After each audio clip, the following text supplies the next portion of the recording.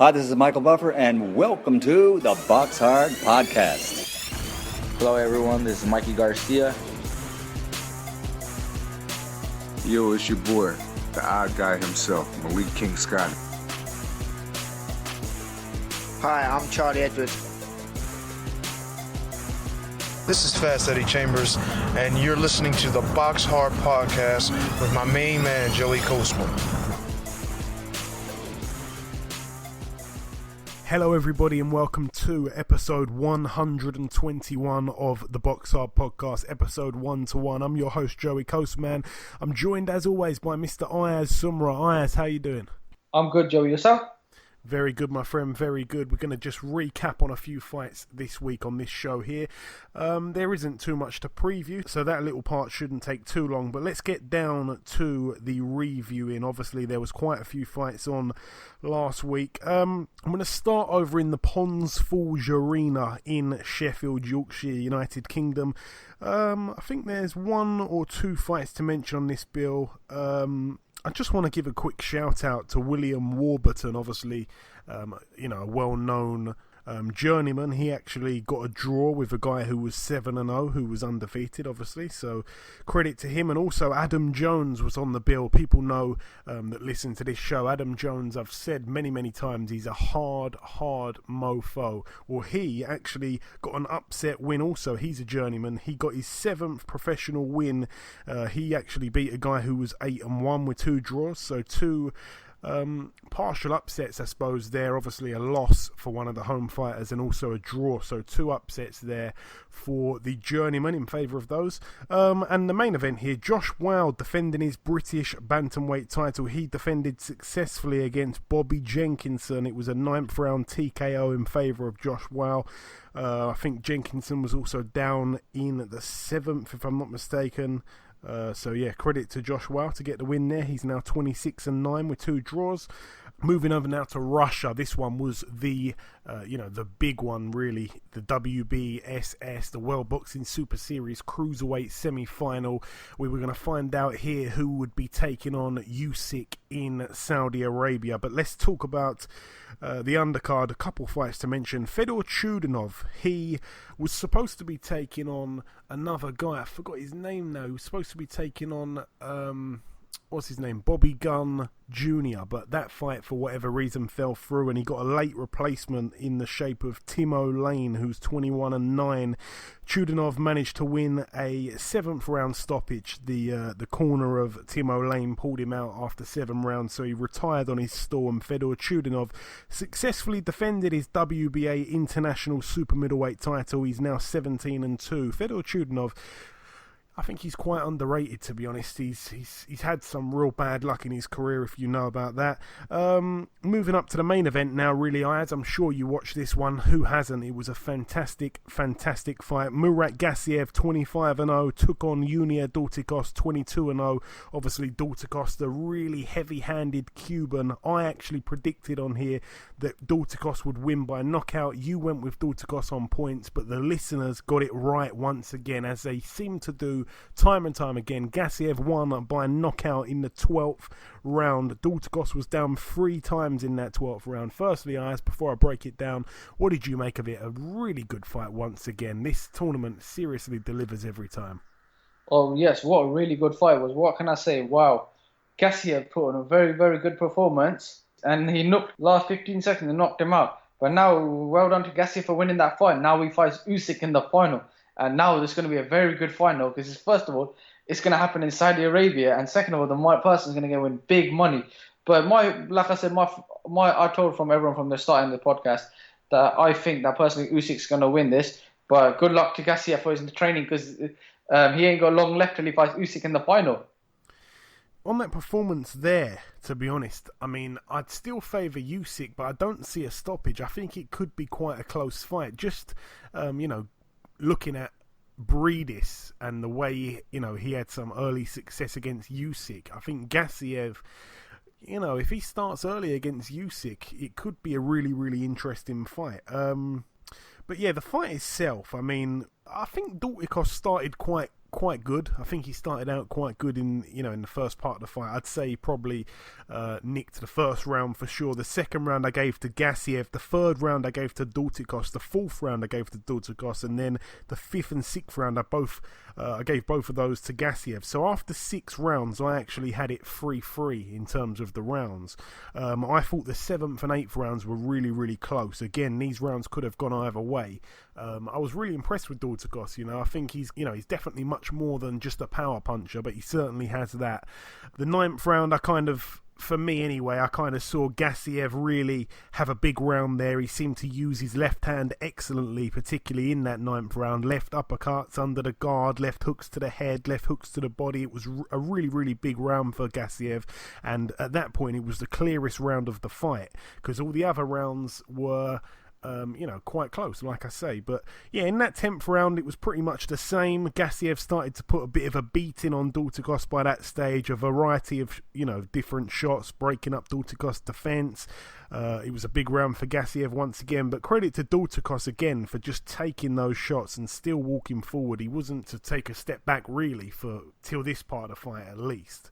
The 11th round again was an even bigger round for Gassiev. It seemed like by this stage Dultikos was running out of steam. Dultikos almost got dropped in that 11th as well, and Gassiev does that Golovkin move where he kind of throws like a left jab followed by a left uppercut straight after it. The problem with that is the first shot's coming from your chest. So if you imagine, if you're throwing it right from your chest, all the power's on that shot, and then he doesn't bring his hand back before he throws another shot with the same hand. So that second shot's a bit of an arm punch.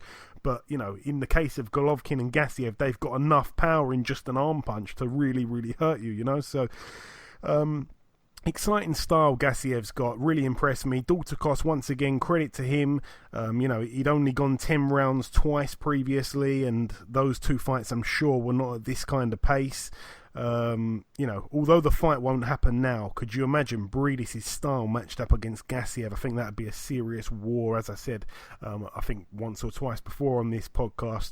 But yeah, credit to Abel Sanchez also in the corner of Gassiev. I thought that his corner work was excellent. He kept bellowing instructions in the corner at Gassiev. It almost seemed a little bit too urgent, because by the stage where he was really shouting at Gassiev, I felt that Gassiev was bossing the fight, but I liked the motivational factor in what Abel Sanchez was saying.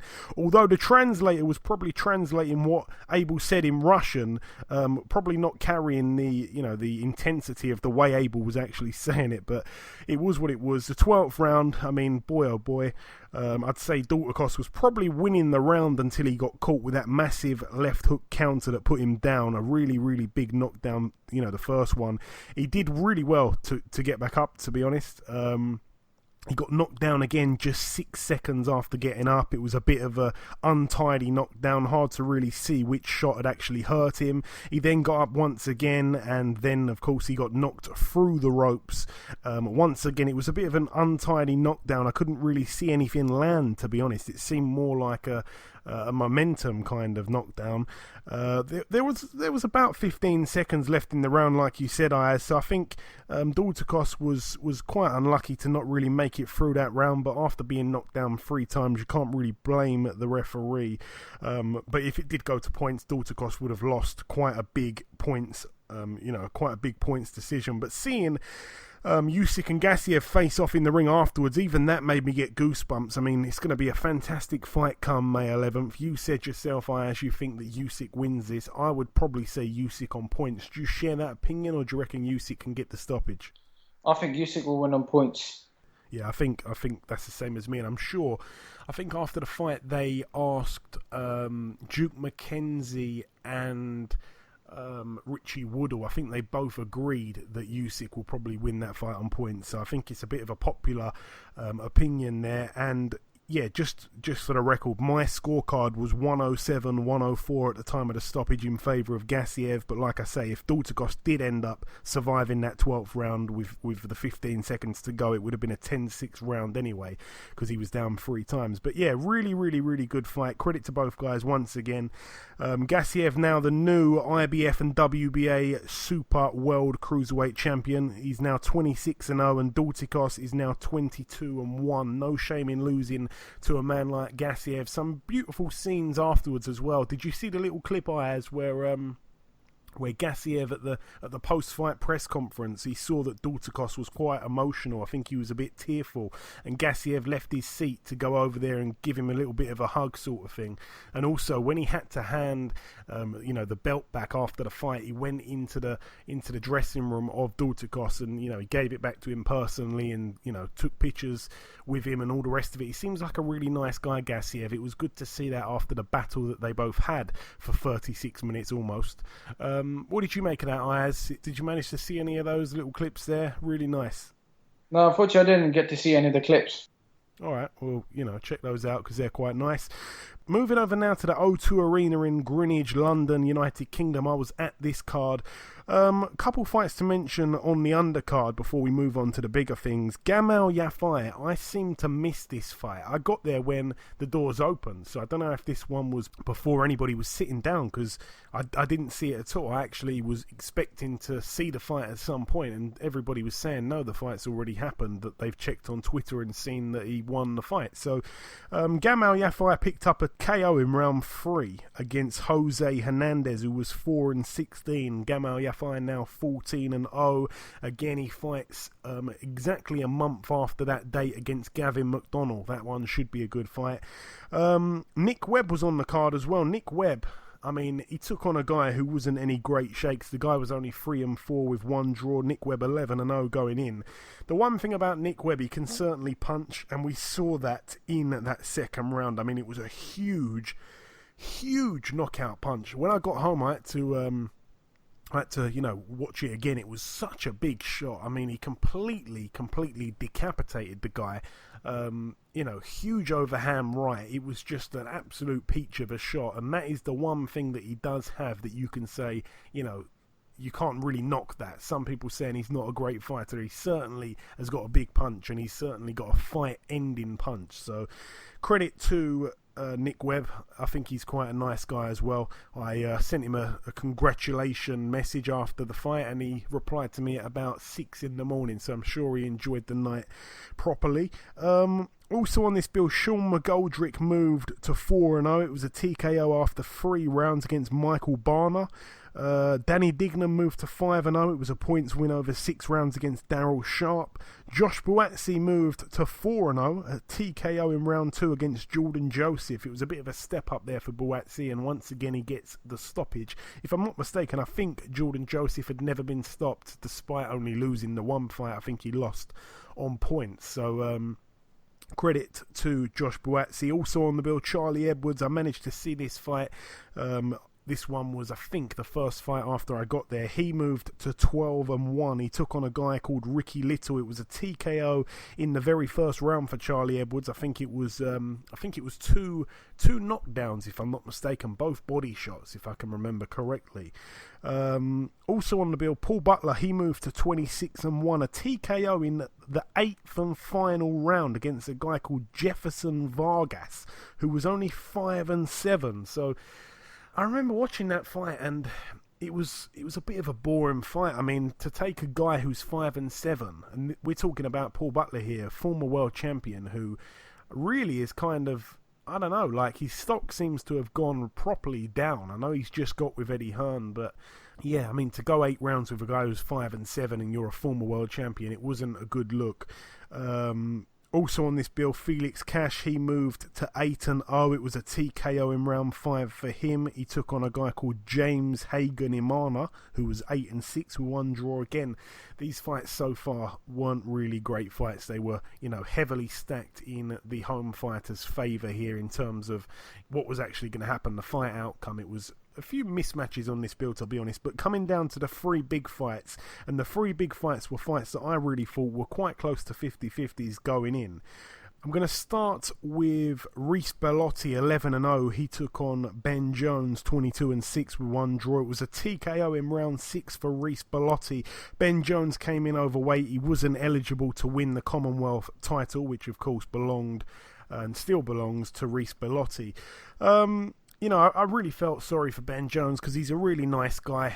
Everybody knows that listens to this show. He really is an honest guy. And to be honest, I think where he had quite a close fight with Jason Cunningham, I think those two guys are probably around the same sort of level. The only thing here is that when Ben Jones took on Reece Bellotti, he couldn't really get into his groove or really win a round, to be honest. I mean, he's quite tough and he showed that, and he's quite stubborn when he's in the ring, Ben Jones, which makes this a really good win for Reece Bellotti because it was another step up. But I think Cunningham and Ben Jones are around about the same level, and it just so happens that Reece Bellotti's knocked them both out in the exact same round, that 6th round there. So, quite a one-sided win there for Reece Bellotti, and obviously, he's going to be quite a good fighter. I think we all agree on that. He's now 12-0 with 11 knockouts, if I'm not mistaken. And once again, commiserations to Ben Jones, now 22-7 with 1 draw, a much better fighter than his record suggests. Moving up the bill once again now to Ted Cheeseman, 12-0. He took on Carson Jones, 40-12 with 3 draws. Carson Jones obviously carrying 30 wins by knockout as well. It was for the vacant WBA International Super Welterweight title, but unfortunately, Carson Jones obviously came in overweight, so he wasn't eligible to win the title. So it's a bit of a shame. It kind of took the shine off the bill a little bit. The 3 big fights, 2 of the opponents didn't actually make the weight, so that was a big shame. Jones, I mean, he did well in the first few rounds. He had quite a good start despite being 31. He's an old 31, to be honest. Obviously, by far, it was Cheeseman's best fight. There was a few storms that Cheeseman had to weather early, and one thing I will say about Cheeseman, he finds angles very, very well, and sometimes you don't know he's found the angle till he lands the shot from that angle. It seems to be too late, but he's very, very good at finding angles. His shot variety's brilliant. Cheeseman picked some great shots against Carson Jones, and Jones looked a little bit one-dimensional. I mean, once he was tired, he was just throwing clubbing shots that were mainly being blocked, to be honest. He got through with the odd shot here and there, and like I say, Cheeseman did really well to get through through those little question marks there. But as expected, Cheeseman's conditioning was in another league to Jones's, and as the rounds went on, he just kind of ran away with it a little bit, especially in the second half of the fight. Cheeseman really performed, impressively. There was a big shot, I can't remember which round it was, but there was a big shot by Jones that seemed to rock Cheeseman at some point in that fight. I can't really remember when it was. I think it was quite late. But, that's another fight that we predicted on Ayaz. I think, if I'm not mistaken, did you go with Cheeseman to win? Yeah, you did. You went with Cheeseman to win on points. So did the listeners. I was trying to be a little bit daring, a little bit audacious, and I was made to pay. I went with Carson Jones by knockout. So Ayaz and the listeners gain a point once again, which I hate to say. The new WBA International Super Welterweight champion now, Ted Cheeseman, 13-0, and the main event, Lawrence Okolie, 7-0, took on Isaac Chamberlain, 9-0. It was for the vacant WBA Continental Cruiserweight Championship. Both men, thankfully, did make the weight here. Chamberlain came in a couple pounds below Lawrence Okolie. Firstly, let's just talk about the predictions. I went with Chamberlain to win on points, so did you, Ayaz, and the listeners actually went with Okolie to win by knockout. The only situation I could not see happening was Okolie to win on points. I really couldn't see that happening. That's the only outcome. And when I was speaking to the other media after the fight, they all agreed. They said the only outcome we couldn't see happening was Okolie to win on points, and that is what ultimately happened. But the fight itself, when Okolie walked to the ring, I mean, to say that he looked relaxed and to say that he looked comfortable coming out to the ring was an understatement. I mean, he was so confident. He jumped over the top rope. He was dancing. He completely took the occasion in, whereas it was almost the complete opposite for Isaac Chamberlain. Going into that fight as well, I was so invested emotionally in that fight. I had the shakes, I had sweaty palms, my heart was pumping, and like I say, Okolie was just raring to go. He was shadow boxing, standing in the middle of the ring. He was waiting for the referee's instructions. As soon as he got in the ring, he was literally stood in the middle waiting for the referee to call both the fighters in, and he was stood there completely raring to go. Okolie, the first round, like I say, Okolie didn't show Chamberlain any respect whatsoever. He was letting the right hand go a lot, breaking up Isaac's guard, dropped him with a shot that I've actually written here, I need to see again. And when I went home and watched it on TV, I watched it back. The punch once again, I don't really know what happened, but he got caught with it, and it was a 10-8 round. It was a bit of a weird knockdown. The second round, obviously, that's where Chamberlain had a point taken away, which I thought was unbelievable. The whole place erupted when that happened. It was terrible, terrible officiating. I mean, it's almost unforgivable. He wasn't even warned, to be honest.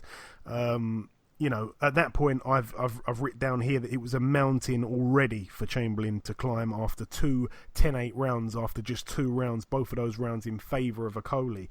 Okolie, I thought, probably got the better of the action in that second round anyway, so I think he probably did enough to win that round without the point off, but it was what it was. The third round, it just seemed to me that the size was a huge factor, and that was really where Okolie started running away from it. He looked huge in there. He looked a much stronger man.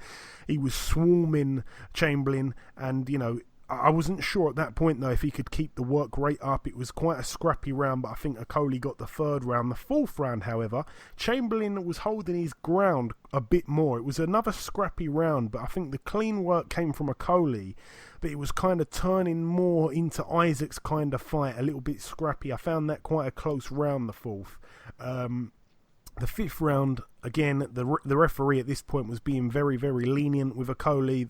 The crowd were booing as it was, there was lots and lots of holding going on. Most of the time, Okolie was initiating it. Again, I'd probably say Okolie won that fifth round. Nothing really clean, but Okolie just kept leaning all over Chamberlain. The referee wasn't doing anything about it. The sixth round, Isaac repeatedly was ducking into Lawrence's left hook. I don't know if you noticed that, but I saw that from where I was sitting. He kept ducking straight into Lawrence's left hook. It was kind of like an upper hook, I want to say. It was in between like a left hook and a left uppercut. And once again, Isaac touched the canvas with his glove. It was very unfortunate. I don't think he was actually going to go down, but his glove did touch the canvas. So again, it was another 10-8 round against him. In the seventh round, Okolie was happy to fight at range, but every time Isaac got in close, he would grab him, and the referee still hadn't took a point at that stage at all. I think it was a really awful performance by the referee, but Isaac did land quite a few nice shots here and there. It was another close round. The eighth round, Chamberlain, he seemed to come on quite strong in that eighth round, but again, the round was very, very close. It seemed to be too little too late at that stage. The ninth round, finally, the referee took a point away from Okolie in a round where I think that Okolie was probably just edging, so it was a 10-8 round in favour of Chamberlain, and I thought that could perhaps spur him on. In the final 3 minutes in that 10th round, he really did need a knockout, and he should have came out all guns blazing. In the 10th round, I think Isaac wasn't really allowed to work by Okolie. Okolie fought very, very cleverly, stuck to his game plan. Once the size became evident in the fight itself, the game plan that Okolie possessed was working well. And, Isaac seemed like all he could really rely on was Okolie tiring in the later part of the fight, which didn't happen at all. And the two questions for me have now been answered. Okolie can do the rounds, and Okolie's obviously much better than most people gave him credit for, including myself. He looked really, really good. Like I say, once again, credit to Okolie for sticking to a very, very, very smart game plan. And, that man seems to be the real deal to me, Ayaz. I don't know how you saw it. What can I say? Wow. I'll tell you one thing. It wasn't a great fight. I've probably made it sound a little bit better than what it was, but It wasn't a great fight, but I'll tell you what it was. It's basically, if you look at this, when you see them at the start of the fight, look at the size difference between Okolie and Chamberlain. Okolie was so much bigger than Chamberlain, and in the whole fight, one thing I don't understand, Chamberlain wasn't throwing no punches. One thing I can understand why he wasn't throwing no punches is Okolie was bullying him throughout the whole fight. To be honest, Chamberlain is a small cruiserweight, and Okolie is a very big cruiserweight. You can see it. You look at it, we can see his physique like in the fight. He's got long reach. He's very big. Chamberlain in the fight didn't throw much punches. I said last week in this fight in the show, I think Chamberlain's going to outbox him and win him on points. But because I thought it would be Okolie knockout, Chamberlain points. And I admit myself, I said Chamberlain points. But fair play to Okolie, he won by points. But what you can see in the whole fight, like, Chamberlain only won like 1 or 2 rounds. But the rest went to Okolie. But in the whole fight, Okolie bullied Chamberlain from the start to the finish. But now, I want to see where did Chamberlain go from here. I think he needs to regroup and then go again. And I think Okolie now, he'll go on for bigger and bigger things. And I think Chamberlain can do that as well. It's just because he's still young, it's still a learning game. And I think that Chamberlain can still come again. Yeah, I mean, I might have had it a little bit closer than others, and probably it could have been a little bit biased on my part because, you know, I'm obviously quite good friends with Isaac, but for me, I actually had the fight 95-91 at the very end of proceedings in favour of Lawrence Okolie. The reason why that score looks a little bit scrappy is because there was a few 10-8 rounds. I've got to say, though, in the post-fight press conference, I was sat there and I was listening to Lawrence Okolie, and Lawrence Okolie, he came across so well, better than I've ever seen him come across before. You know, he was saying that he hopes that the media online and the fans are not too harsh, you know, towards Isaac Chamberlain over Twitter and things like that. And I just thought that he didn't really need to say that, but he seemed like he went the extra mile, you know, to kind of be a good guy. And I'm not saying he hasn't done that before. Obviously, we know that there was there was no love loss, I should say. But he seemed to really come across so well. And, you know, I really wish Okolie all the best. I think he really sets up some really huge domestic fights down the line and perhaps even further than that. I mean, I know that that's what he wants to do. And, of course, who am I to say he can't do that? But for me, he was really impressive. You know, as you say there, the size was such a factor. He was just bullying Okolie a little bit, and he stuck to a fantastic game plan. It's as simple as that. And one thing that I should have asked him in the post-fight press conference, but I didn't really get a chance to, is, Lawrence, did you learn more in that 10 rounds there against Isaac Chamberlain than you've learned in all of your other pro fights? And I'm pretty sure the answer would be yes. Even though he didn't have too much coming his way, there wasn't too much coming back at him. You know, the little things that Chamberlain does that are quite sneaky, I think that he dealt with those things very well. And like I say, credit to Lawrence Okolie, man. I mean, he really come across good, and, you know, he certainly deserved the win. I remember in the build-up to the fight, though, Eddie Hearn said that there could be perhaps maybe Okolie Chamberlain 2 or 3 or even 4. I don't think that those fights are going to happen because it was quite one-sided. One thing I will say, though, is this could be quite controversial, so I've got to watch what I'm saying here. But I think Isaac Chamberlain, obviously, is being trained by his uncle, who's a former professional boxer, Ted Bammy. Now, it seems like they've got a fantastic relationship. I think Ted Bammy doesn't take any crap from Chamberlain. I think that he's the right man to motivate him and get him to work hard. And Chamberlain's always in phenomenal shape. But just like a training boxing brain, I don't know if Ted Bammy has the accomplishments. Well, I know he doesn't have the accomplishments, but I don't know what Isaac would be like if he was maybe perhaps with somebody like an Adam Booth or somebody like that. I mean, it may not work out, but I'm just saying, and it could be a little bit harsh because he's lost the fight and all of a sudden we're pointing the finger at Ted. That's not fair. But what I'm saying is, we've seen these relationships like a family-trained boxer, and sometimes it works really well, sometimes it doesn't. And I just don't know how much Ted knows about, you know, the tactical side of the game. Obviously, he was a good fighter himself, and he knows much more than I do. But what I'm saying is, I just don't know what he'd be like or what he could do. I don't know if he'd be better off with somebody who, you know, has trained world champions time and time again and masterminded, you know, fantastic game plans. I don't know, but whatever he tried to do was negated by you know, Okolie's game plan. Okolie's game plan seemed to be a much cleverer, much smarter game plan than Chamberlain's one. That's just how it looked to me. So yeah, I just wish Isaac all the very best. I truly do. Moving over now to the Bank of America Center in Texas, USA. This bill was shown on Box Nation a little bit later on in the night. We're going to start here with, on the undercard, Jose Benavidez. That's the brother of David Benavidez. We'll be speaking to David Benavidez in a few moments' time. So Jose Benavidez, he moved to 26-0. He got a TKO in the 8th and final round against Matthew Strode, who is 24-5. Also on the bill, Jesse Hart, former world title challenger. He moved to 23-1. He looked quite good doing so. It was a KO in the very first round against Thomas Awimbono, who to be honest, had a bit of a padded record. He was 25-7 with one draw. I didn't think that Jesse Hart really would take too long to dispatch of him, but a first round knockout looks good either way. Jerwin Ancajas was on this bill as well. He picked up win number 29. He's got one loss and one draw. He defended successfully his IBF World Super Flyweight title against relatively unknown Israel Gonzalez, who I think was only 21 years of age.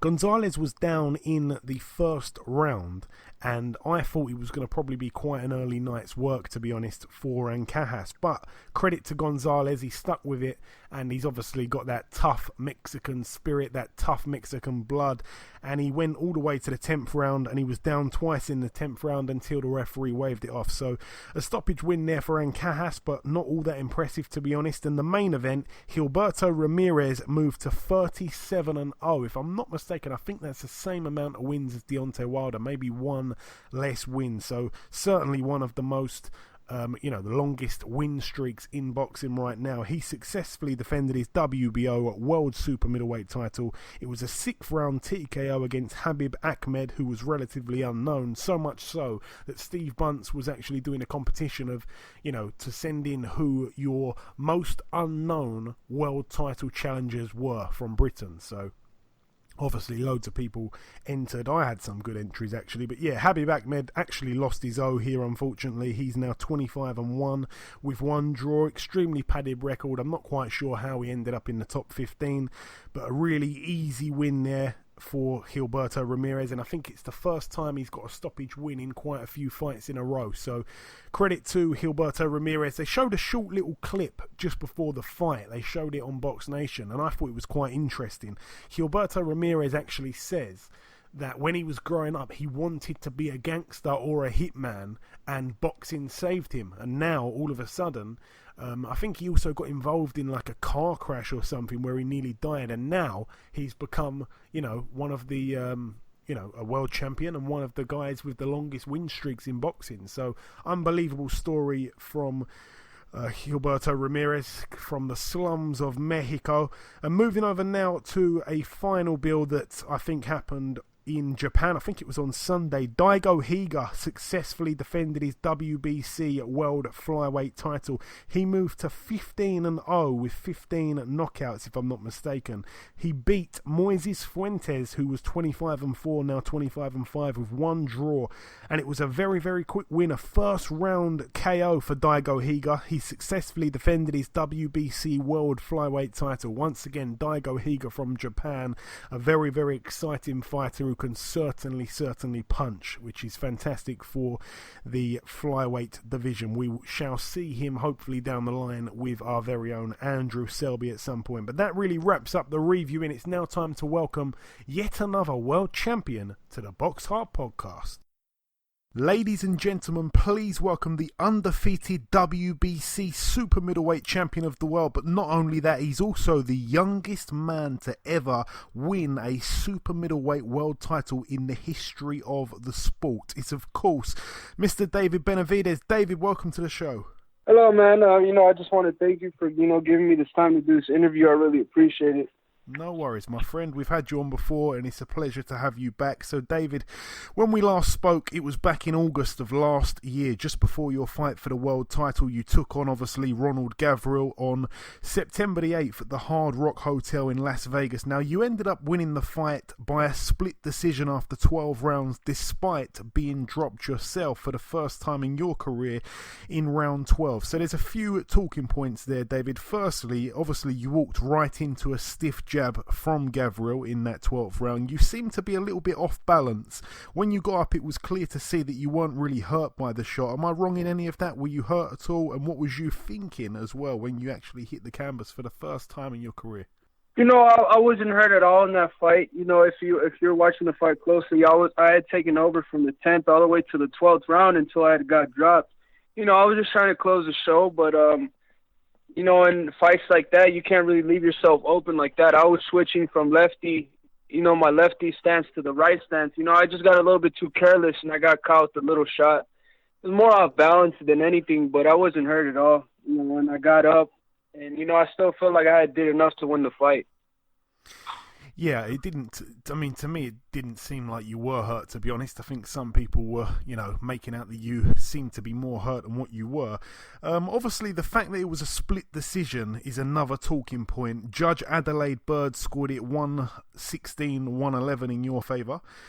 Dave Moretti scored it 117-111 in your favour, and obviously Glenn Trowbridge scored it 111-116 in favour of Ronald Gavril. So two judges pretty much scored it the same to you, and one judge scored it exactly the other way round.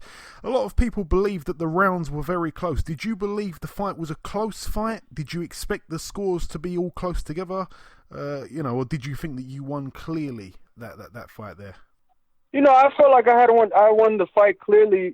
Everything he was throwing, I was blocking it. I felt like I kept the pace. I was working my jab.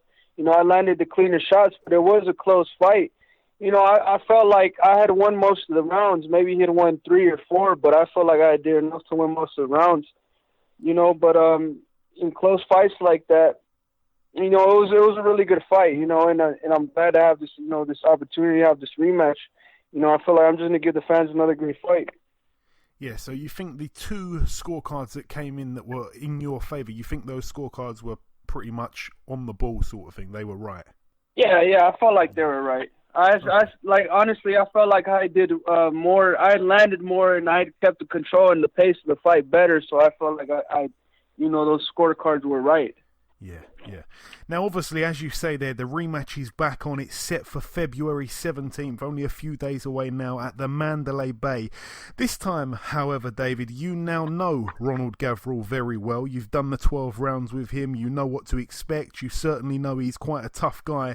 And judging by the tweets that I've seen you send out on Twitter, you've said a few times, including once to Leonard Ellaby, that this time you're going to knock Ronald Gavril out. What things do you feel that you've got to do differently to do something this time that you were unable to do last time? The training camp, everything from the training camp to the game plan is way different. Everything is different.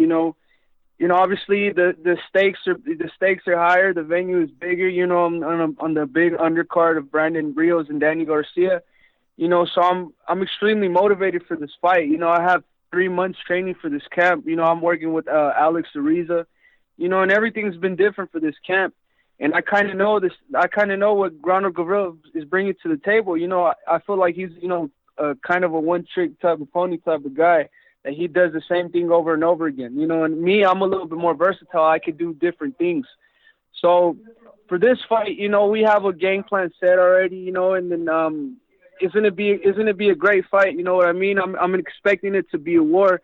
They've been talking a lot of trash, saying they felt like they've won the fight. But I'm extremely ready for this. This is exactly what I want. And I want this to be a war. And that's exactly what we're going to make it. And I'm going to win this fight by knockout. And after feeling Ronald Gavril's power, getting to know what his stamina's like, getting to know what his jab is like, his movement, all the rest of it, if you could give us a percentage of how confident you are that you will stop Gavril this time round, what would that percentage be out of 100, obviously? I feel like I'm at a 90% right now. I've trained very hard for this fight. I've done everything in my power to make, to give myself the best percentage to knock this guy out. So I feel very confident in all the work we've done for this fight. And, I'll say like I'm at a 90%. Okay. I feel like I'm going to knock him out. Yeah, very honest of you to say so there. Also, the WBO World Super-Middleweight title was obviously defended successfully on the weekend just gone. Gilberto Ramirez knocked out Habib Ahmed, I think it's said, in round 6. Were you impressed at all by that? Did you watch it at all? I was actually there because my brother had fought in the same night. Oh, of course. But of course. Yeah, I felt like Gilberto Ramirez did what he had to do.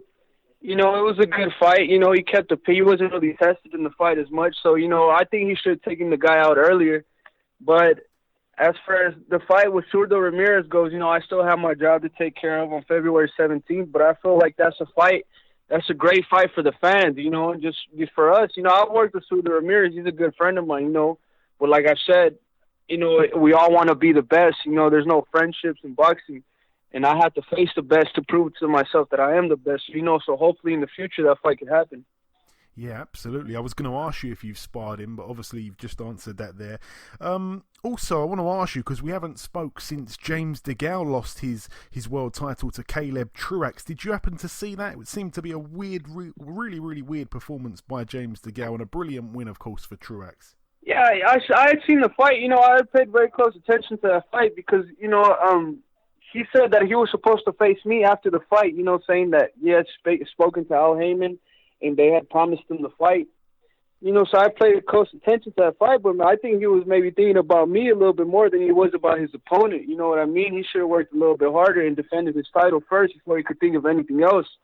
But hats off to, to Truax. He had trained hard, and he was relentless. He was constant with that pressure, and he took the belt away from, DeGale.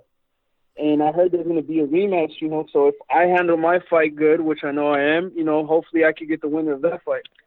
Yeah, I certainly hope so. And I want to ask you about a potential fight in the future. Again, obviously we're not going to look or overlook Gavril at all, but providing you get through this fight, who would you be looking at? I mean, you mentioned Gilberto Ramirez there, you mentioned perhaps the winner out of DeGale and Truax in the rematch, but is there one name out of all the bunch that you're really focused on, that's the one you want next more than the others? Honestly, like I said, I had to take care of this fight first, but I'm more than confident that I'm gonna come out this fight with a victory, and a spectacular win. What I want next is James DeGale. You know what I mean? Just because he had said, it would be a great fight. So for that to happen, I feel like he has to win this fight first.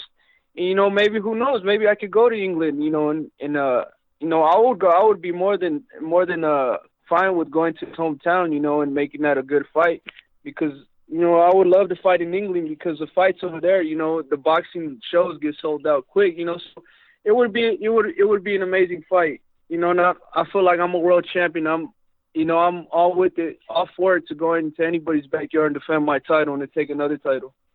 Very well said, very well said. And also on the same night as yourself, but a few hours earlier, so I don't think you're probably going to be able to watch it live, unfortunately, but George Groves takes on Chris Eubank Jr. Is that a fight that interests you at all? Oh, yes. That I didn't know it was the same day, actually. I thought it was like next week. But, yeah, that fight, of course. Hopefully, like I said, I'm in a position right now where I could get these great fights and I can make the boxing fans, very satisfied because I could fight all these great fighters. I'm in the position now where I want to be, where I could prove myself and to the fans that I'm the best champion out there. So, hopefully, that would be a fight we can make happen in the future too. That's going to be an amazing fight. Both fighters are amazing, Groves and Eubanks, so I'm looking forward to seeing that one as well. Do you have any kind of favorite in that fight who you think could perhaps win it? Both guys, they both like 29, close to 30.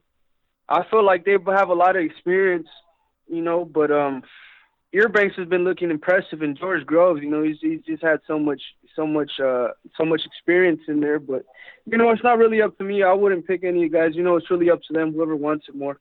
But it's going to be an amazing fight, that's for sure. Yeah, we certainly hope so. It's going to be a great super middleweight night, obviously, over here and over in the States, including yourself in that.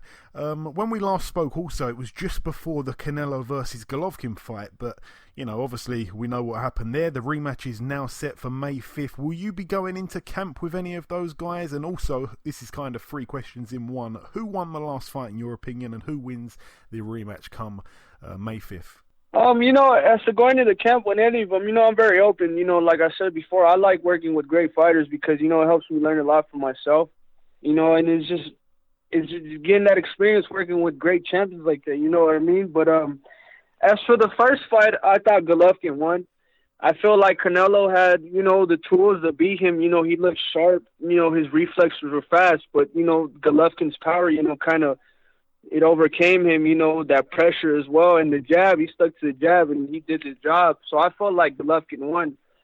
I feel like the first fight is going to be the second fight is going to be a little bit of the same with the first fight, but maybe if Canelo steps it up, if he's seen some things that he didn't see in the first fight, it can maybe go in Canelo's favor, but it's going to be an amazing fight.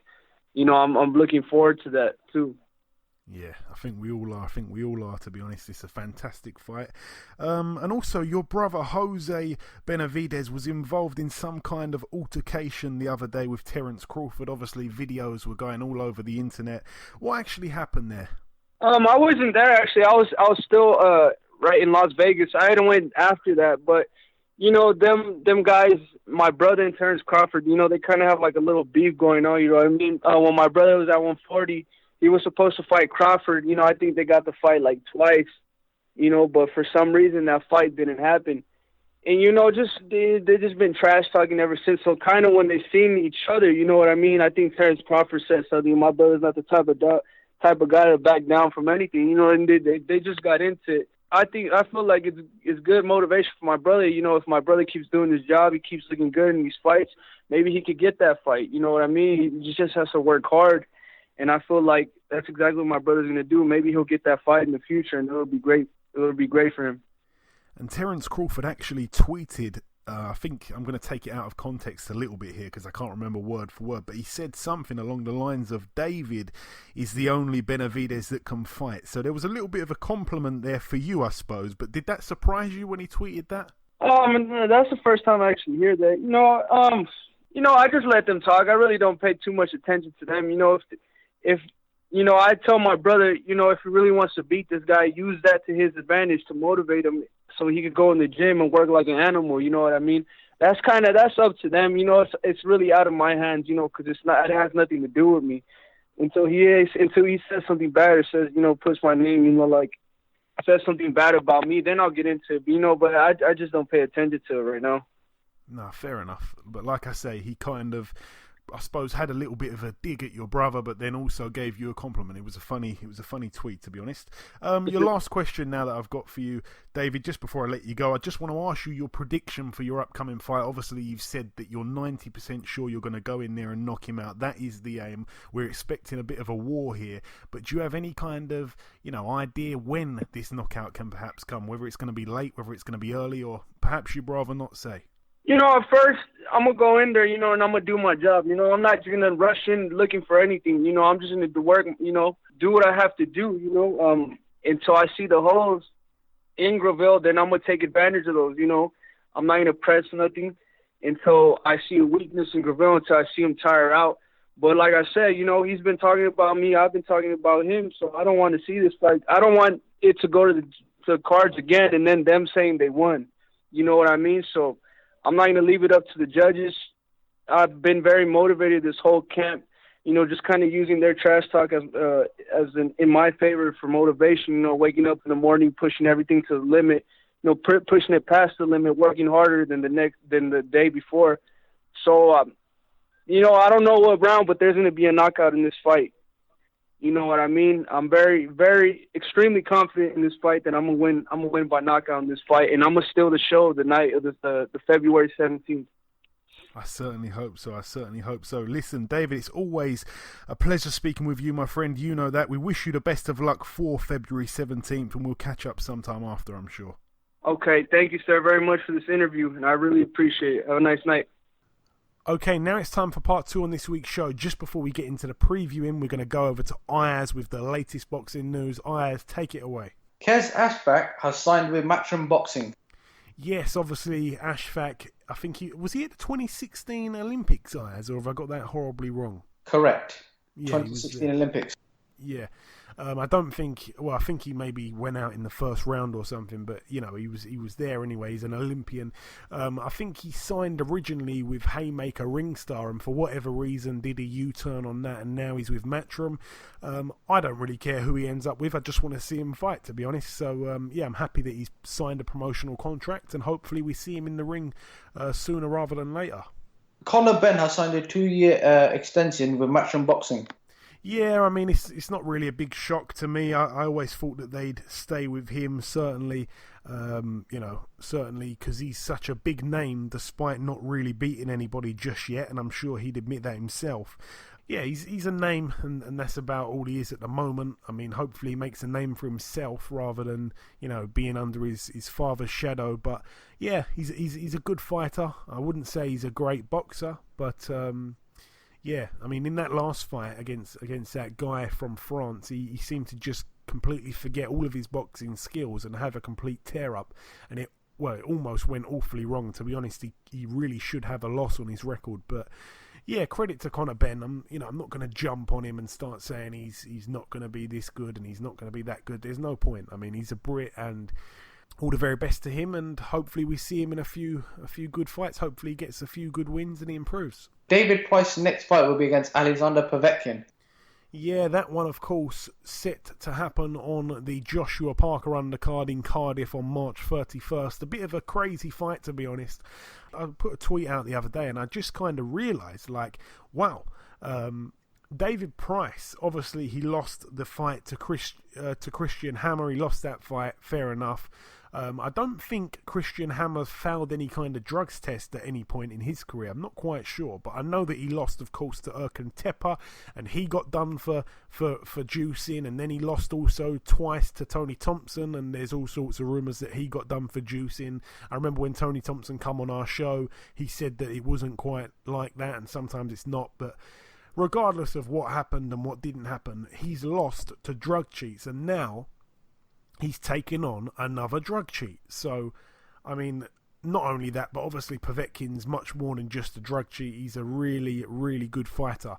He seemed to be a little bit average since he stopped juicing, but he still is a really good fighter. He's still, I'd say, probably in the top 5 heavyweights in the world, and I think that Povetkin will stop David Price, unfortunately, quite early, probably within 3 or 4 rounds. I'd be very shocked if Price saw round 5.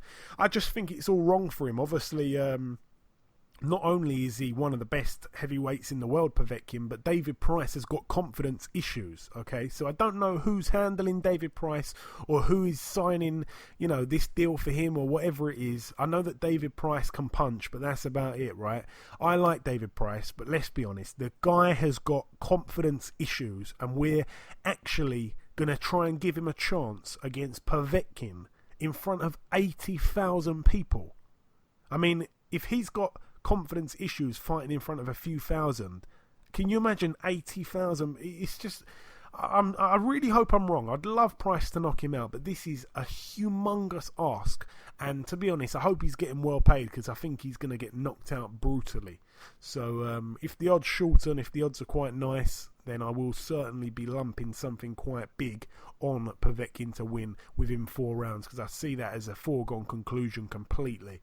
But I'm sorry if I'm offending any Price fans, because I'm just being real. I just can't see him doing this. It's very unfortunate. It's hopefully just a fight that he's getting paid well for, and I just don't think anybody truly believes he's going to win this fight. Probably even himself, So, I hope I'm wrong. I really do. Is that it for the news, Ayaz, or is there any more? That's it for the news. Okay, short and sweet. Right, later tonight, Roy Jones Jr. will be in his final fight. So by the time you've listened to this podcast, you may have already, seen his fight or heard the result or whatever. But right now, he hasn't got in the ring yet. He'll be in the ring in a matter of hours. Well, anyway, his record 65-9. He fights for the vacant WBU German version, in brackets, cruiserweight title. He takes on Scott Sigman, who's 30-11 with 1 draw.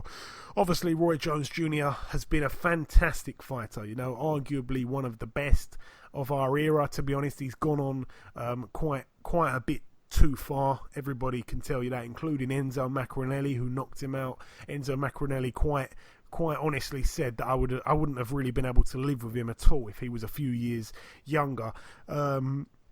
But yeah, he's gone on too long, and thankfully he's going to be calling it a day. It's going to be his 75th professional fight. I think he's actually promoting the show as well, so he could be quite a busy man this evening. I know that he's done lots and lots and lots of interviews. So yeah, hopefully he goes out on a high and gets a win here, but I wouldn't be surprised. You just never know with Roy Jones. Sometimes he can fight good, sometimes he can get knocked out by somebody who's not so good. So All the very best to Roy Jones Jr. once again. We hope he can go out with a W to his name here. That one, by the way, is at the Civic Center in his hometown of Pensacola, Florida. Moving over now to Mexico. One fight to mention over here. Miguel Berchelt, he defends his WBC World Super Featherweight title against Maxwell Awuku, who's 44-3 with one draw. Miguel Berchelt 32-1. That one's going to be on ESPN, by the way. I don't think they're showing it in the UK. I've got to look more at Maxwell Awuku's record. I haven't seen or heard of him, to be honest. I could be wrong. Maybe he's fought someone, but I can't really remember off the top of my head. Flying through this now because I know that we've got places to be. Moving over to Poland.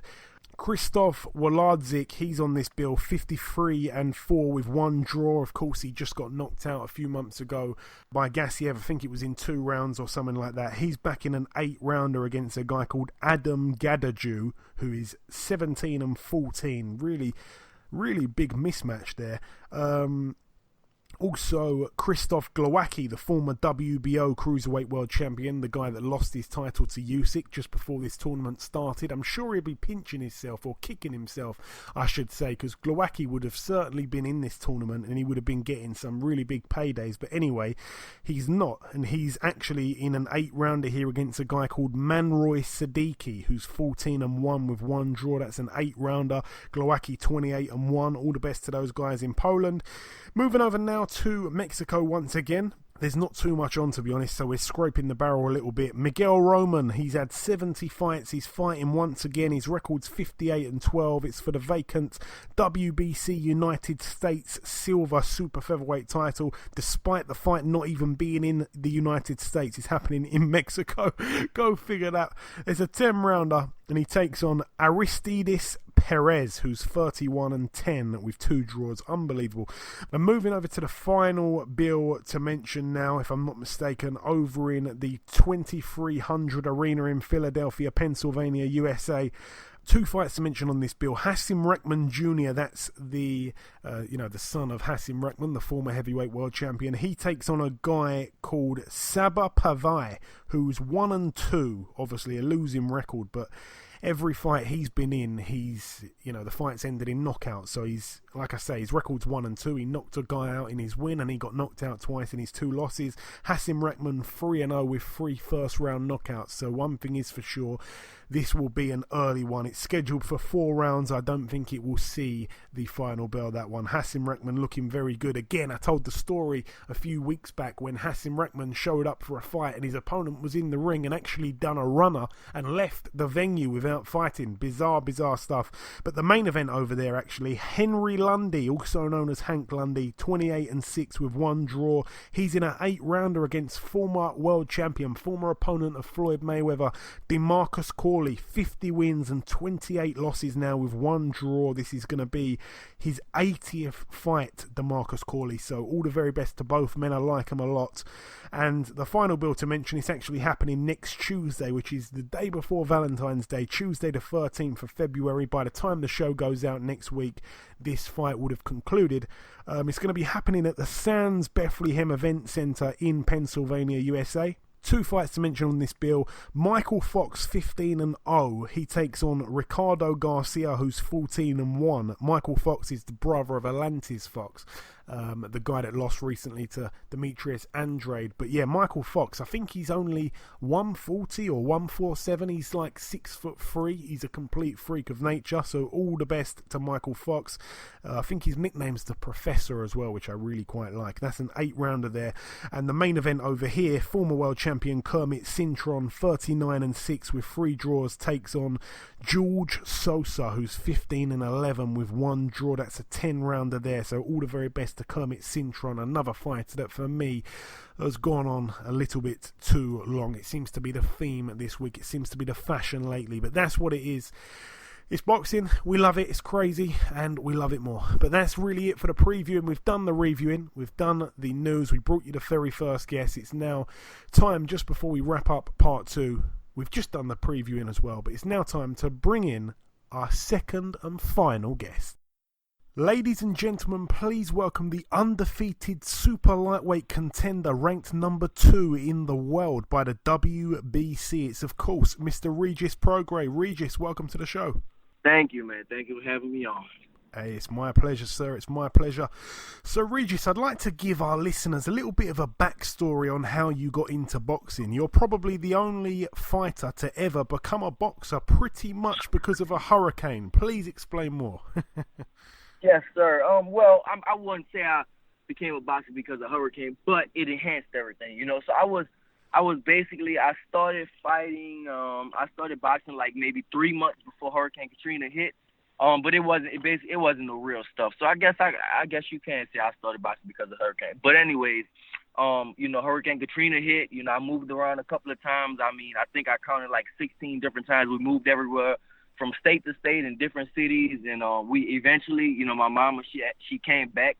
We was living in Houston at first, and then we left, and she went to Atlanta, and then I went to Slidell with my grandparents, and eventually my mom moved back to Houston, and she wanted me and my sister with her, so that's what we did. We moved to Houston, finally moved to Houston, and stayed in Houston, and and then I went to Savannah's boxing gym, and the rest is history, man. I just, it was just. I loved it, but I started in New Orleans, but everything just changed, of course, because of Hurricane Katrina.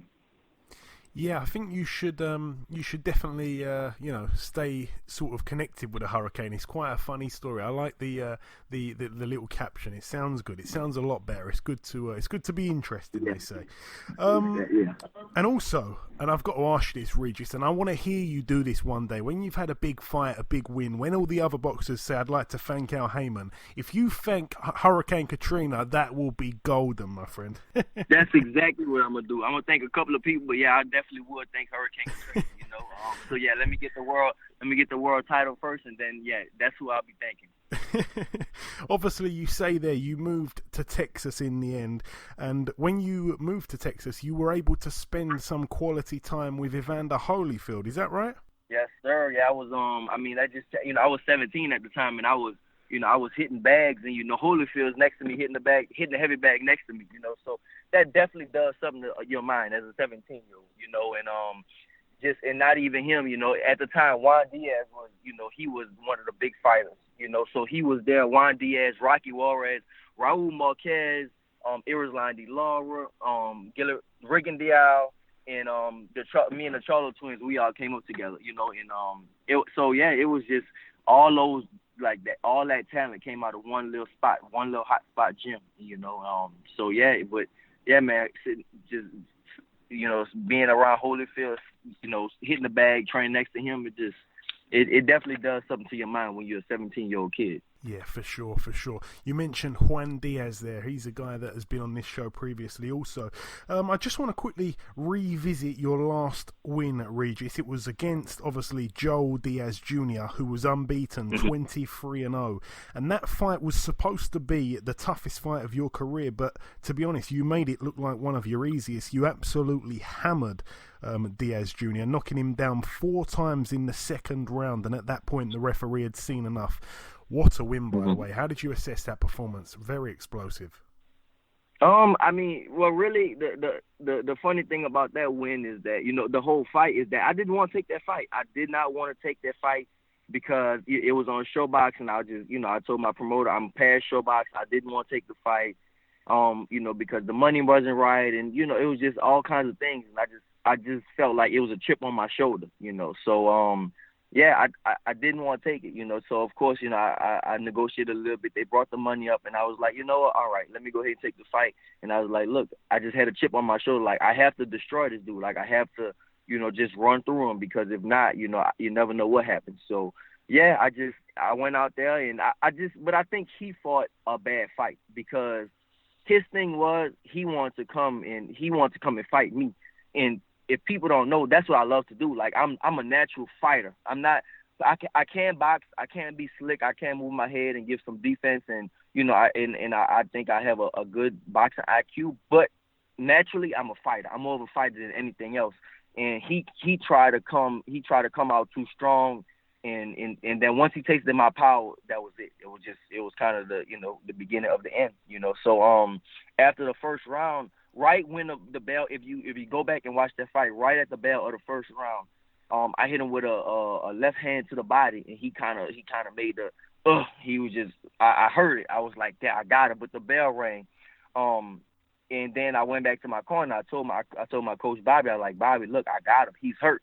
So I look, my coach was like, look, chill out. You got a long time to go. This is just the first round. Like, chill out. You can box him, do some other things. I was like, look, I got him hurt. And when I know I have somebody hurt, I'm gonna finish him. So I was like, Bobby, look, I got him. He's hurt. So second round, I just went out. I blasted him, and that was it. Yeah, it certainly was it. It certainly was it. And obviously your next fight is set for March the 9th in South Dakota. I want to ask you, also it's going to be on Showtime, I should mention, in the United States. I've got to ask you though, why South Dakota? It seems like a very random place for the fight to take place. You know what? That's you got to ask my promoter. That's where they put it at. I feel like they needed a neutral place. Because he's from Ukraine, I'm from New Orleans / Houston, so they can't bring it to the South because there will be a lot of people here. And I don't know. I think he probably has some fans, Russian or Ukrainian fans, up in New York or something like that. So I guess that's where they bring it, South Dakota. I don't know.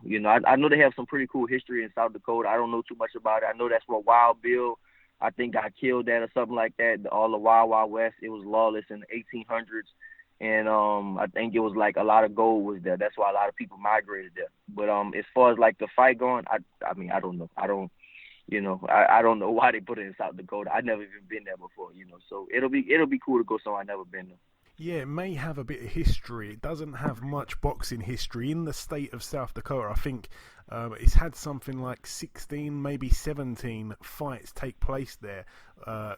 Cards, I should say, like a whole bill take place there in history, like over 100 years. The last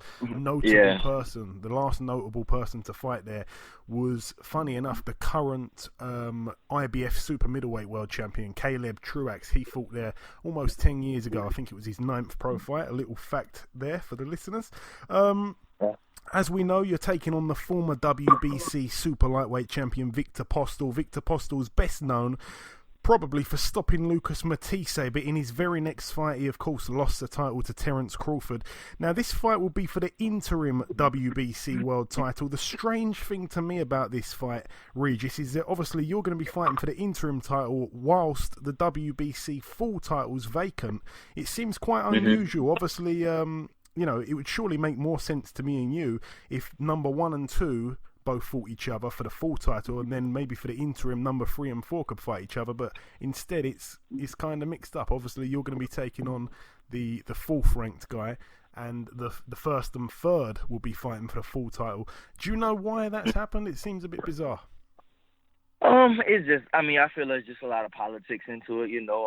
It is kind of messed up and things like that, but it's it's okay. It's politics. That's just how it goes. It's a lot of politics.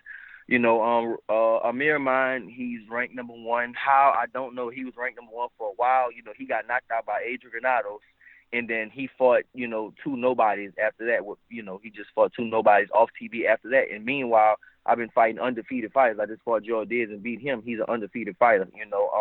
And then you have Ramirez, and he hasn't really fought anybody either. To be honest, he has, I won't say he has a padded record, but he hasn't fought anybody of my caliber, and they're fighting for the title. So yeah, I really don't worry about it, because at the same time, me and Postol fighting for the interim title, and I think Postol is one of the the best in the world at 140, and I love competition. That's why I'm glad they announced that fight, because after the fight against Joel Diaz, I called out 3 names. I called out Viktor Postol, Terence Crawford, and Adrien Broner, and Postol was one of them. So I guess I got my wish. I want to fight the best. So I don't even consider Amir Mine and Jose Ramirez nowhere close to being the best in the division. So it's gonna be for interim title. So they'll have to fight me eventually. But like I said, to answer your question, yeah, it's definitely it's just politics. It comes with the game. It's politics. And Jose Ramirez is from somewhere in California, and he sells a lot of tickets. So that's a big part of it also. I know he definitely has a bigger name than I do. So as far as ticket sales go, so I think that's a reason that, they did that. So, but, it's okay. It's cool. Yeah, you mentioned there about, Amir Imam's sort of resume and also Ramirez's, and not to go off topic, I think Ramirez's last win was really quite impressive against Mike Reed. That was just the way I saw it. I thought that was quite a good win. But yeah, back to what we're here about. Viktor Postol, what do you know about your opponent, Regis? Obviously, like I say, we've seen him on the world scene. He's mixed it at a very high level, and he is a solid fighter. Obviously, just the one loss, and to Crawford, there's no shame in that. Yeah, I mean, I really don't know. I mean, as far as studying people, I don't study. I never studied fighters, but, from what I know about him, I mean, I've seen the Matisse fight. That was an excellent win for him to win a belt, and, I've seen a Crawford fight, but as far as everything else, I don't know too much about him. I like to just go out and, first round, I like to try to figure people out, and first couple of rounds, 2 or 3 rounds, then, find them out and see what I need to do. But as far as like his style, I mean, I feel like he definitely has more experience than I have. He has 30 fights. He had 29, 30 fights or something like that. So he definitely has more experience. Maybe his ring IQ is high. He's a tall, rangy, lanky fighter, and he has deceptive power. I wouldn't say he has a lot of power, but he has deceptive power. He can, he stopped Matisse. So that's the main things that I know about him. I'm not really. I don't really study him. I feel I don't need to study him. That's what my trainers are there for, So I'm going to just do what I got to do and just, go. That's it. Just show up and do what I got to do. And in Postol's last fight, he fought an unbeaten southpaw like yourself and took his O. Now, he was also dropped along the way. Obviously, your style's probably nothing like his last opponent, and one thing I'm pretty sure about is that you certainly hit harder. Do you believe if you're to hit Viktor Postol clean, Regis, that you'd keep him on the floor? I think so. Yes, that's one thing I think so. We're going 12 rounds. We fight for a belt, so we're going 12 rounds. I don't think he'll be able to not get hit by me flush for 12 rounds. And I know I do hit hard. My style is not to go, like I said, I can box, but my style is to go destroy my opponent. I want to go hurt my opponent, and destroy my opponent. So I don't think, like I said, I don't think that if I drop him, I don't think he'll be able to get up. And if he gets up, I think it'll be worse for him to get up because I think I'll finish him off. So yeah, and so that's what I know about him, that he does get buzzed, he gets hurt, he gets dropped. He got hurt against Matisse, he got wobbled against Matisse, he got dropped against Terence Crawford, he got dropped against his last opponent. So I feel like, if I land on him, which I will land, we got 12 rounds, I'm gonna hit him, and if I hit him flush with a flush shot, then I think it might be over. And Regis, obviously the maximum amount of rounds that you've been thus far as a pro is 8 rounds. In Viktor Postol's last 9 fights, they've all gone either 8 rounds or more. I think he's had a couple of 8-rounders that have gone the distance, but aside from that, he's done a lot of 10 and 12 rounds. Do you believe if this fight goes long, that you'll be able to stay with that pace? Definitely so. Yeah, I train for that. Me and my trainers actually just talked about that earlier. A lot of people, that just because somebody has a big knockout punch and they knocking people out, then of course fans start to say, oh, he can't go the distance, but that's not true. Because in a gym sometimes I do 15 rounds in the gym with like 5 or 6 different dudes. So my style is I get stronger after every fight. Not after every fight. After every round, I get stronger and stronger and stronger, and that's how I train, to get stronger and stronger, So, and I do it with, different sparring partners. We'll switch them out after every 3 rounds or something like that. We'll switch out sparring partners. So, I definitely don't think 12 rounds will be nothing for me. I won't get tired, and I definitely hope that the fight goes long. I hope it goes maybe 10 rounds or something like that, so I can show people that I do get stronger after every round. How I recover. And, how my body is, because that's how I train. I train to get stronger after every round. And, even like I said, today in sparring, I kept getting stronger and stronger and stronger, and I break my opponents down, So I hope it does, but like I said, if I hit them, it might be lights out. I want to talk about your punching power. Obviously, Viktor Postol went 12 rounds with Crawford. He lost the decision. He went 10 rounds with one of the hardest punchers pound for pound, in my opinion, in Lucas Matisse. He ended up stopping him. You have actually got a higher knockout ratio than both Matisse and Crawford, but obviously you haven't fought at the same kind of level at the moment. Is there an incentive to try and make a statement here against Postol? If you were to become the first man to stop him, would that be the icing on the cake?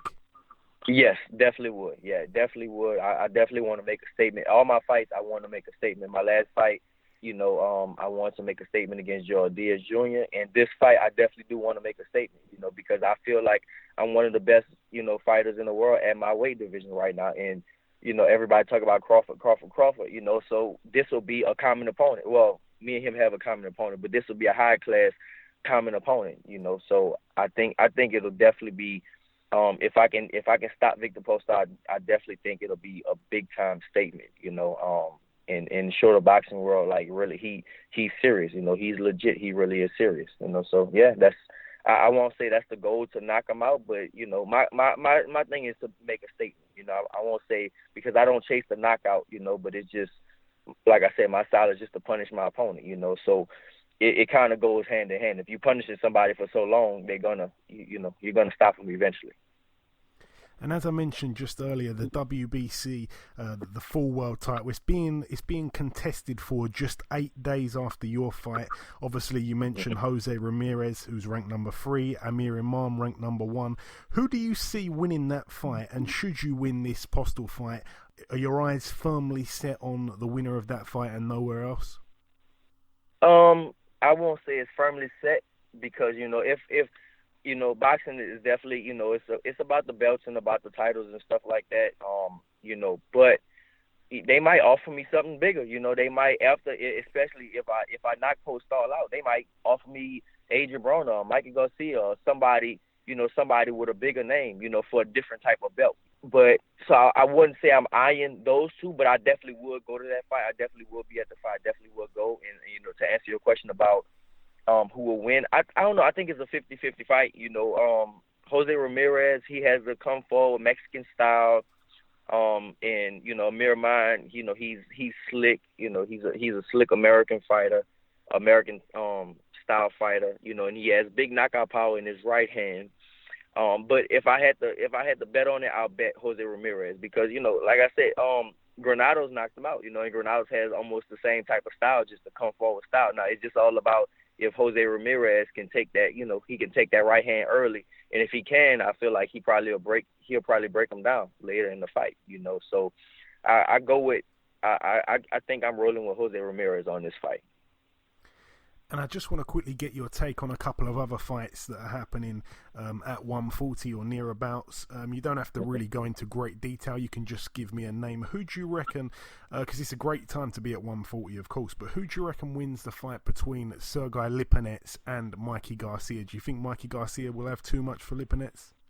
Yeah, I think so. Yeah. I think Mikey Garcia. Lipinets he's a strong fighter, and He's awkward. He has a different type of awkward style, but I think Mikey Garcia might be a little too much for him. I think so. He's fundamentally, and I was talking about earlier, Mikey Garcia. He has very, very good fundamentals. He's nothing special, but his fundamentals is just, spectacular. So maybe that's the special thing about him, is that he has very, very good fundamentals. So, I go with Mikey Garcia. And as you mentioned a few times in this interview already, Adrien Broner taking on Omar Figueroa. Omar Figueroa is a man that I don't think we can overlook too much. I think he's a very good fighter. I know that he's wanted this fight for a very long time, and obviously he's got it now. But yes, a hard one to choose. I think for me it kind of depends which Broner turns up on the night. Yeah, it definitely all depends on which Broner turns up. I go with Omar Figueroa because, like you said, you never know which Broner's going to turn up. He always says, I'm going to be serious, and I don't think he can be serious. I think he's going to, bullshit and camp some type of way. He's going to do something some type of way, But if he's on point, I think he'll definitely beat Omar Figueroa. But I just go Omar Figueroa because the style matchup. Everybody that beat Broner, the people that beat Broner had the rough Mexican style that just came in and fought him, and that's the same thing Figueroa does. He's not going to stop. He's going to fight 3 minutes of every round, and he's just going to keep pounding and pounding and pounding. He's going to get hit, but he's going to keep coming, and I don't think Broner can handle that type of pressure, especially for 12 rounds. Because against Marcos Medina, that's who beat him, and he had the same type of style. And Sean Porter, he had the same type of style. Mike Garcia beat him, but it was a little different, But yeah, I go with Omar Figueroa. And coming down to the last few questions now, Regis, I just want to ask you this. I like to ask all the all the young pros that are coming up in the United States. Who are some of the big names that you've sparred with? Well, I sparred with a couple of people. Well, the Cholo twins, we actually are close friends, so we all came up together as amateurs. The Cholo twins, Austin Trout, Omar Henry. I don't know if you remember Omar Henry. He was a fighter. He died of cancer, probably 5-6 years ago or something like that. He was like prospect of the year at the time. That's the big, as far as big names go. Yeah, that's Omar, the Cholo twins, and of course Errol Spence. No, I fought Errol Spence. I didn't spar. Me and him fought in the amateurs, and Austin Trout. That's the big names I sparred with. Okay, it's an impressive list there, and I like to ask this question to all of the people that we speak to from overseas. Also, I want to ask you. I'm going to put you on the spot a little bit here, Regis. Who would you say is your favourite UK fighter? It can be a guy that's retired years and years ago. It can be a guy who's still fighting today. Any era. Any era? Oh man, that's hard. It's definitely between Ricky Hatton, Prince Nassim. Lennox Lewis. I would say Prince Nassim because he's a southpaw. I definitely would say probably Prince Nassim Muhammad because he's a southpaw. And he was just so explosive. He had so much power. He was a little man with so much power. And he was just very, very entertaining. Ricky Hatton was just very entertaining. Also, he had that just bully style. And definitely Lennox, because Lennox was just he was shit. He was just a man. He beat everybody they almost beat everybody they put in front of him. He was that good. But if I had to say number one, it'll definitely be Prince Nassim. Yeah, that's the most popular answer, Prince Nassim. Everybody loved the Prince. And the last two questions now for you. I know that you've mentioned a few names since we've been on. Obviously, first and foremost, you've got to get through this fight come March the 9th. After that, there's going to be lots of windows and doors, if you like, that will open for you. But who is the primary name, Regis? It doesn't just have to be at 140. It can be wherever you like. But who would you most want to fight? The one name that stands out. You want that guy more than anybody else. Oh man, that's a hard question, man. Because I thought you were going to say Broner straight away. I thought you were going to say Broner. Yeah, I was going to say Broner. I am going to say Broner. That's why I want him. It's either between Broner or Crawford, But I would say Crawford but he's going up to 47 now. I'm a competitor. I do this because I love to compete. I love the pressure and I love to compete, and I want to be in there with somebody good. So I would say Crawford because of that, because he's so good and he's so talented, he's so special that I would want to fight against him to prove people that I can beat him. But Broner, I would say Broner because of his name. His name is so big, but his skills are not as big as his name is no more. I really do hope. I hope he wins this fight. If he can win this fight against Omar Figueroa, then me and him can fight. Then most likely me and him can fight down the line. I wouldn't even have to fight the winner of Ramirez and Imam. They can keep that belt. I don't think I would worry about it, because I can fight Broner for, maybe another belt or something like that. I definitely want the belts, of course. I definitely want to be a champion. But yeah, if I had to throw out two names, it'll definitely be Crawford and, as far as the name wise, it'll definitely be Crawford and Broner. The two names, Crawford or Broner. Yeah, I have a fighter against you would certainly be something I'd like to see. And final question for you now, Regis. I just want to ask you this. You don't have to give it to us if you don't want to, but we like to ask here and there. Mm-hmm. What is your prediction for your fight? How do you have your arm raised come up March 9th? I definitely think I'm gonna win. I'm very confident. I really don't see how Postol is gonna beat me. I just can't see it. I really just can't. I don't know why. Usually before a fight, I want to feel. I want people to tell me. I want to read that I'm gonna lose. Some type of way I'm gonna lose. Against Joel Diaz, people were saying it was a 50-50 fight, and I just ran through him. But against Postol, it's everybody think I'm gonna knock him out.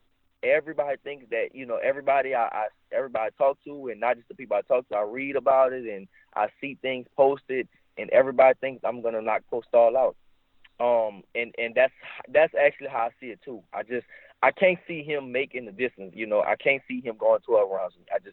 I can't see it. I really can't. I can't see him because I know he got hit by Lucas Matthysse, but I feel like I'm more of an explosive puncher. Matthysse he has heavy hands, but I have heavy hands and I'm accurate and I'm explosive at the same time, and I'm fast and athletic. I think that'll be the difference. I don't think Lucas Matthysse is athletic and fast as I am. He definitely hits hard, but I have different things, in my power, my speed and my accuracy. But yeah, I can't see it. I really just can't see how he's gonna go the distance with me. I just can't see the fight going 12 rounds. Of course, I can definitely be wrong, but I just can't see the fight going 12 rounds. So I feel like I will win by knockout. But I definitely can. I'm not Ali, not that great. I can't predict the round. No, that will do. That will do. Like I say, if you do stop him and do something that Matthysse and Crawford couldn't do, then that will certainly be a huge thing. I'm sure that your name and your stock will absolutely shoot upwards. But yeah, listen, It's been an absolute pleasure speaking with you, Regis. Thank you for your time. Best of luck for March the 9th, and we'll catch up sometime after, I'm sure. Cool, man. Thanks for having me on. Okay, and this wraps up episode 121 of the BoxHard Podcast. I've been your host, Joey Coastman. Ayaz Sumra has been Ayaz Sumra. A big thank you to our two guests on this week's show, both of them undefeated, both of them knockout artists. One's a current WBC World Champion, the other one is a future WBC World Champion also. You can follow David Benavidez on Twitter at Benavidez300, and you can follow Regis Prograis at Prograis. That's RPROGRAIS. The prediction league currently stands at 17 points for me, 21 points for Ayaz, and you, the listeners, in the lead, running away with it with 23 points. Look out for our poll on Twitter coming in the next few days for the predictions for next week's boxing, including Chris Eubank Jr. and George Groves and the rest of it. Thank you all for listening once again. Have a fantastic weekend, and we'll see you next week.